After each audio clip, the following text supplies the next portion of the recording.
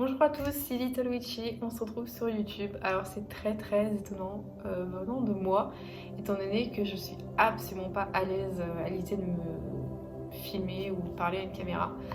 Mais aujourd'hui j'avais envie de tester, je sais pas si ce genre de format vous plaît ou non, mais voilà, j'avais envie de tester. Et ça sera une vidéo pour parler tout simplement de mon livre. Oh, voilà, on va mettre comme ça. Vous le faire découvrir, vous montrer ce qu'il y a dedans, ce qu'on peut y retrouver, de quoi je parle, pourquoi j'ai décidé de parler de ça, etc. Et peut-être que ça vous donnera envie de l'acheter ou tout simplement juste par simple curiosité. Alors du coup voici la couverture. Alors personnellement j'adore et je sais que beaucoup l'aiment également.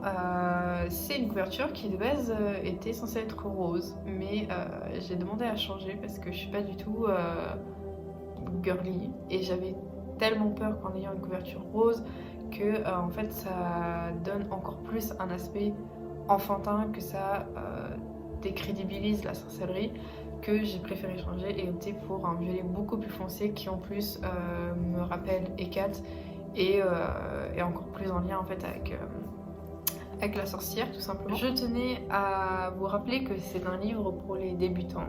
De base c'est un livre pour les enfants et les adolescents. Désolée pour les plus expérimentés, mais vous n'allez pas prendre grand chose, je pense. C'est un livre que j'ai fait avec le cœur. J'ai que 2 ans d'expérience dans la sorcellerie, mais je me sens tout à fait légitime d'en parler. Je sais que beaucoup ont un sérieux souci avec ça, mais sachez que l'expérience ne fait pas... Enfin, en fait, là on va parler de légitimité très clairement. C'est pas parce que vous avez 40 ans de pratique que vous êtes plus légitime que quelqu'un qui n'a que 1 an, 2 ans ou 3 ans de pratique dans la sorcellerie. Donc je sais que ça a gêné plus d'un ce projet et bah écoutez, je m'en fiche. Moi j'ai réalisé mon rêve et voilà.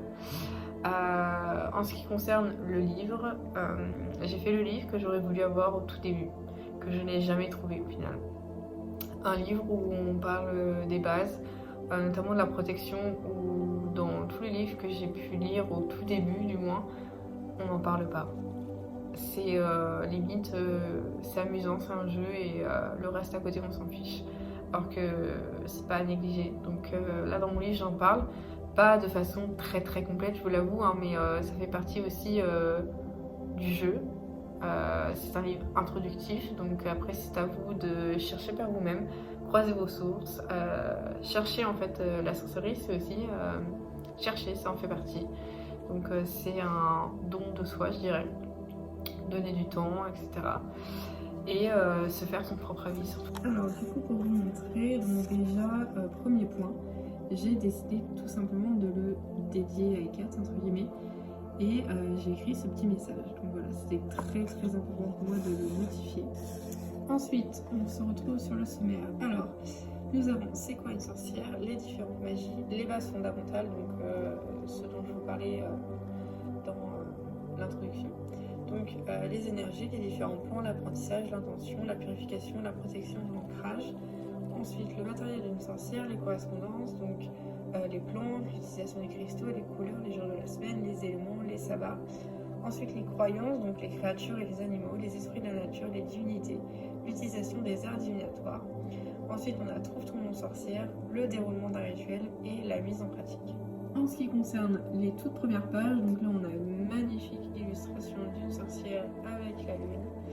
Donc là j'explique tout simplement un peu l'histoire de la sorcellerie et ce que c'est une sorcière en 2022. Là on retrouve les différentes magies, donc la magie noire et la magie blanche, où je dis qu'en réalité il n'y a pas de bonne et de mauvaise magie et que le blanc n'est pas forcément associé au bon et le noir au mauvais.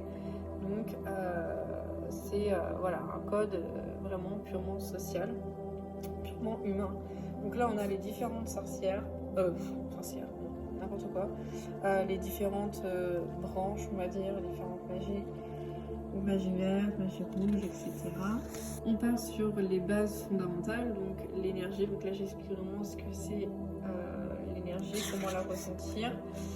Les différents plans, donc l'astral, mental, physique, l'apprentissage, donc comment s'y prendre, quoi rechercher ou chercher. L'intention, donc l'intention c'est quoi? La visualisation, donc là l'illustratrice a représenté une personne qui visualise une amitié.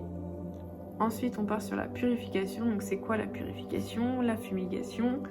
J'ai mis aussi des petites préventions, des disclaimers si je peux appeler ça comme ça. Hop, donc voilà. Ensuite on a la protection, encore avec une petite prévention ici, donc comment se protéger. On a une jolie sorcière qui a réalisé son cercle de protection, donc ça c'est comment je le réalise. Hop, donc là on a comment réaliser un cercle de protection. Ensuite on a l'ancrage, on a le matériel d'une sorcière, l'autel, et là on part sur les correspondances, donc comment communiquer avec les plantes. Cette illustration, je l'adore. Voilà, c'est une petite aparté. J'ai aussi réalisé un sigil pour vous, donc que vous pouvez reproduire sur une feuille blanche ou autre. Donc comment activer et charger ces plantes, et là on part sur les correspondances. Voilà.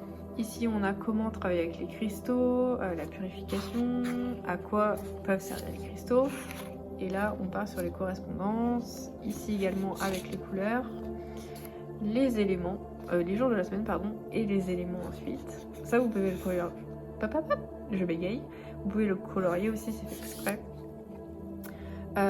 Du coup les éléments, tac tac tac, la roue de l'année, les sabbats, donc c'est très court mais on va dire que ça synthétise tout. Ensuite on retrouve les croyances, donc là je vous ai mis une petite aparté aussi sur les égrégores et les entités esprits, quelle différence. Encore une fois ça c'est ma vision des choses, mais c'est peut-être pas la vôtre ou celle d'autres personnes. On a les dragons, on a les animaux en général. Je parle aussi des ossements, les fées. Et on part après sur les divinités. Donc c'est quoi une divinité? Le travail avec une divinité, ça consiste en quoi? Les règles à respecter, l'attirance, les signes, les synchronicités. Là on a Hécate. Ensuite la divinité se montre directement à toi. Les recherches, donc là je vous ai mis toutes les recherches que vous pouvez faire pour approfondir votre connaissance sur la divinité en question. Les offrandes, la communication, et on part après sur l'utilisation des airs divinatoires, donc les runes, la cartomancie, le pendule. Je vous ai même mis un modèle pour que vous puissiez utiliser votre pendule sur le livre. L'écriture automatique, la Ouija. Et ensuite on part sur Trouve ton nom de sorcière, le déroulement d'un rituel, donc comment ça se passe avant, après et tout ça. Et après on part sur un rituel d'amitié et les recettes que moi j'utilise dans ma pratique, donc l'huile, une amulette de protection, la bougie ritualisée, et voilà, on arrive à la fin du livre. Moi personnellement je reste sur ma fin, j'aurais voulu faire plus long, mais malheureusement j'étais limitée en pages, donc c'était assez compliqué. Donc voilà, j'espère que cette vidéo vous aura plu. Si le livre te plaît, il est disponible dans toutes les librairies, même sur Amazon, Cdiscount, etc. Donc vous pouvez le trouver très facilement, même à Leclerc, enfin voilà, vous pouvez le trouver un peu partout. Si ce genre de format vous plaît, si vous trouvez que je suis à l'aise en vidéo, ben j'en ferai d'autres, voilà. Donc n'hésitez pas à me le dire. Et puis ben merci pour votre temps, merci pour votre écoute, et j'espère vraiment que mon livre vous plaira. Si vous voulez me donner votre avis, n'hésitez pas à commenter ou à m'envoyer des messages sur Instagram. Si vous me voyez dans vos librairies aussi, n'hésitez pas à me mentionner en story, parce que ça fait trop plaisir de savoir que on est un peu partout en France. Et voilà, en tout cas je vous fais d'énormes bisous et à bientôt.